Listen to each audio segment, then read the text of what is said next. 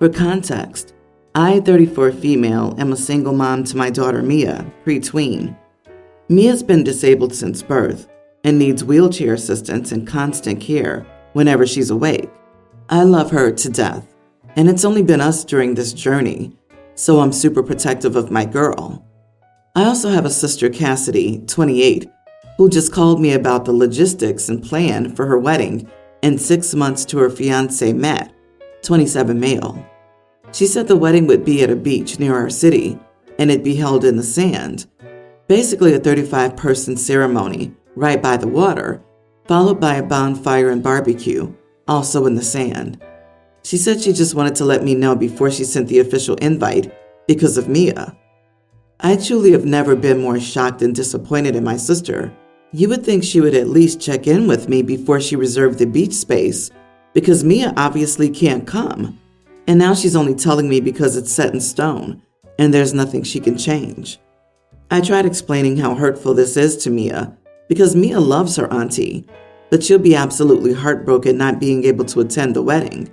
It's already so difficult raising a child with disabilities without a partner, but when even family is this inconsiderate and cruel, it's truly the worst feeling. Cassidy immediately started deflecting, saying she and Max checked to make sure the beach has a sand-friendly wheelchair for me to rent, $110 a day. The audacity to ask your guests to pay to make it to the event, especially when she knows I can't afford this. Then she said how she wouldn't want to change the location because she and Max met on this very beach, and it's been their dream ever since to get married here, and also they got engaged here. When I suggested she pay for the rental, she kept saying how she and Max already had to cut so much out of their budget and plans because they couldn't afford much. Like, you're already paying for a whole wedding, but can't afford a rental for your family to come? I was talking to some moms of children with disabilities, and they all agreed that it sounds like Cassidy doesn't even want Mia there and is using all of this as an excuse. I'm thinking about just telling her that we won't be attending her wedding and supporting a person who's inconsiderate of her own family. So am I the idiot? So Cassidy and Max picked a location for their wedding that has a deep emotional meaning to them and ensured that there were accommodations that would allow Mia to attend. So this dispute is really, my sister won't pay $110 for a wheelchair for Mia to attend. You are the idiot. I enjoyed the audacity to expect your guests to pay just to attend. Most people pay far more than $110 to get to most weddings they attend, because gas, parking, and a hotel, or just a babysitter for closer weddings, to flights, new outfits, etc. If it's really about the money, OP can rent the wheelchair and forego getting her sister a gift, as I'm sure if she asked her sister, she'd say she'd rather have her niece there than a gift. This is even better. Cassidy and Max are, in fact, intentionally ensuring Mia can't come, and this entire wedding is an elaborate excuse to kick Mia out. Your daughter's not excluded. They checked for a wheelchair option. Your life may revolve around your disabled daughter, but you can't seriously expect your sister should. She's got her own life to live. OP, you talked to some moms of children with disabilities, and they all agreed with you. Hello? Did someone order an echo chamber? Of course they agreed, but the simple fact is that you can still love someone and not be able to accommodate them. This is the beach where they met, and it's obviously hugely significant to them. Your echo chamber friends could all stump up and help towards the $110 cost, or get a babysitter and enjoy being adult without your child at a wedding. Backstory. My mother-in-law and father-in-law went through a bitter divorce. To sum things up, he left her with nothing. After 30 years of marriage, things have come out that the family didn't know. My wife and I are the only ones who believe it. The rest of the family says my mother-in-law is a huge liar. We temporarily had her move in with us, then found her a place of her own. Since the divorce, my wife and I have been financially supporting her. The entire ordeal has caused friction within the family. My father-in-law quickly moved some women into the house and got engaged, apparently. My sister-in-law arrived at the decision she was not going to invite her own mother to her wedding. However, my wife managed to change her sister's mind. As a result, mother-in-law was not to be a part of the wedding and didn't attend the dinner rehearsal. As things were, my mother-in-law was to sit in the back. Father-in-law and his fling were assigned front row seating, along with myself, my wife, and the remainder of the family. As we were taking our seats, I walked my mother-in-law up front and instructed her to sit next to my wife. I sat in the back during the ceremony. At the reception, my wife pulled her mother in for pictures. My sister-in-law made a scene and said she didn't want her mother in that particular picture, but she hadn't been in any before that. Because of the argument, the three of us returned to our seats. The wedding was uncomfortably awkward, as we could all feel the tension and received odd looks from other guests. The next day, immediate family only were to have breakfast. There was a change in the venue too, which none of us were told. We understood that that was deliberately done because we obviously weren't wanted there. Around noon, we began packing up to travel back home. I was taking our luggage down when my sister-in-law approached me and said, "Your wife's a real witch for what she did." I asked her to elaborate, to which she was referring to the seating incident. I corrected her, and I let her know that that was solely my idea and my doing. She pretty much snapped at that point and said she had never considered pulling a stunt like that at our wedding. She continued on saying how it was her day. She should have been in control of everything, but I took that control away from her, ruined her pictures, and caused her undue stress.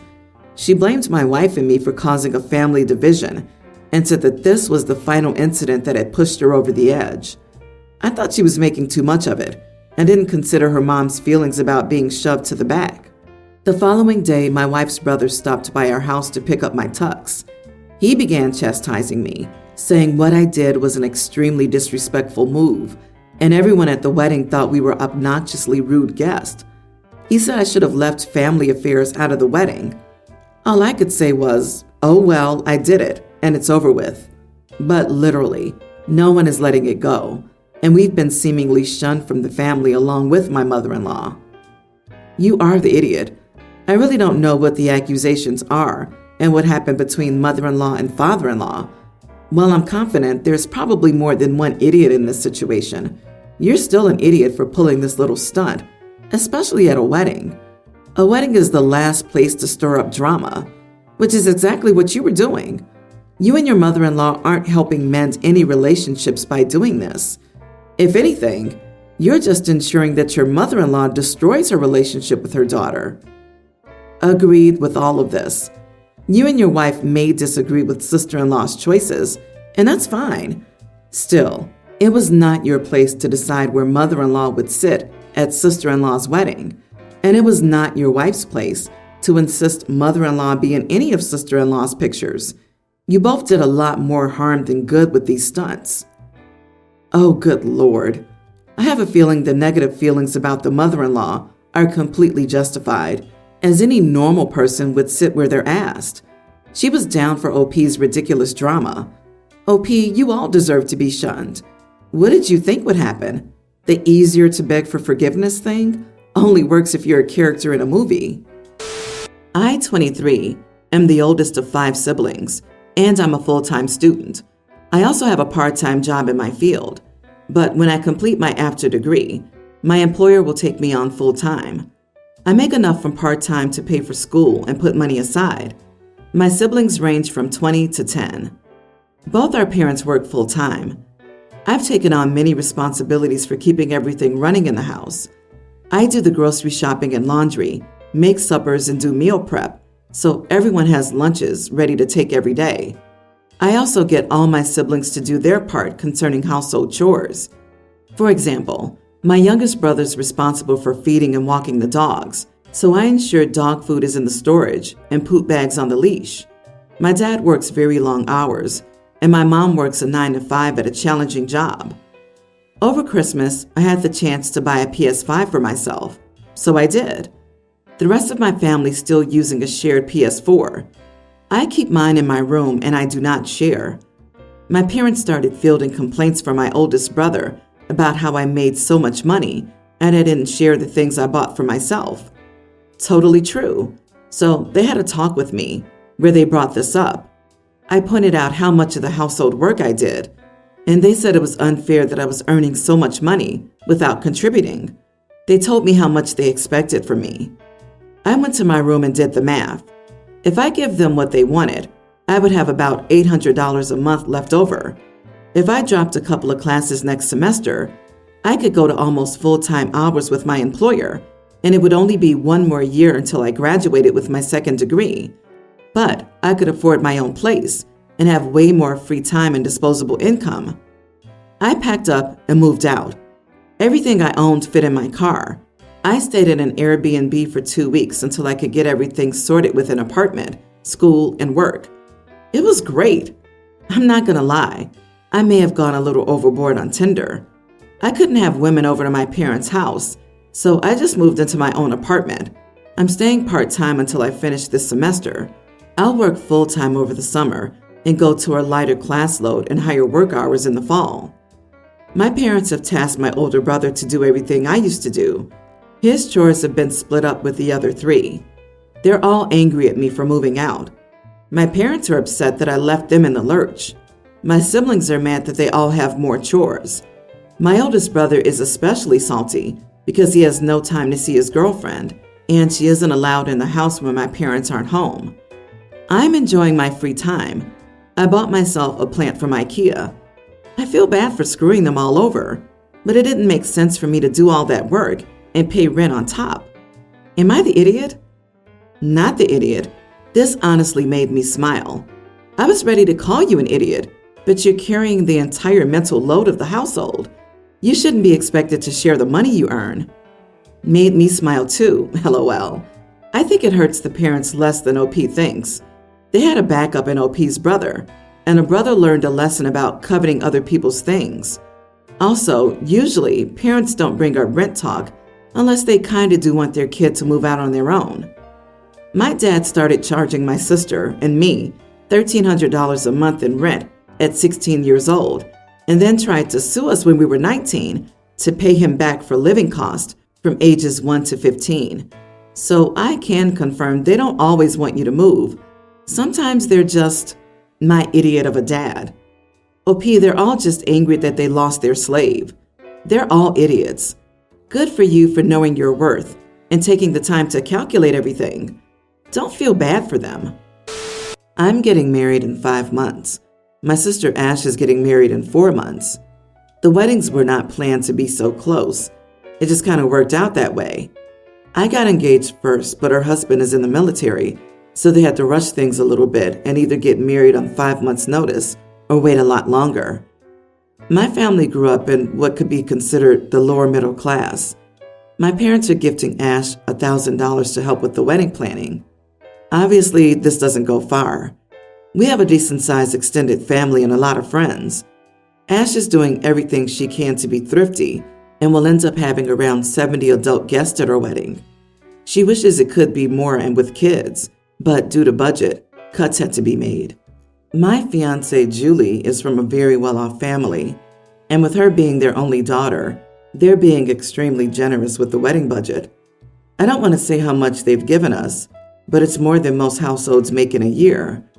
It still feels surreal to marry into a family like this, but they've been nothing but kind to me, and I've never felt judged by them. We'll be inviting the entire extended family, kids included, and a lot of friends as well. We've invited about 250 people and are expecting around 150 to 200. Ash knew my wedding would have more people, but I don't think she realized until this weekend how nice it'll be. We saw each other this weekend, and while wedding planning came up, it was pretty clear how fancy ours is going to be. The food served will be over $150 a plate. It's one of the most expensive venues in the area, and the musical performer is relatively well known, family friend of Julie's. Ash asked me if I could tone it down so it's not so much bigger and better than hers, and so people don't compare or skip hers for mine. I told her that her wedding would be amazing and not to compare, but I won't be telling Julie not to have her wedding the way she wants it. I'd elope or have a giant wedding. It makes no difference to me, but Julie wants an extravagant affair, and if her parents don't mind paying, I'm fine with it too. Ash says I'm being an idiot for not even considering otherwise, and my mom insinuated that she agreed. Am I being an idiot here? Not the idiot. I get it that your sister feels insecure, especially with the wedding so close, but that's not your responsibility.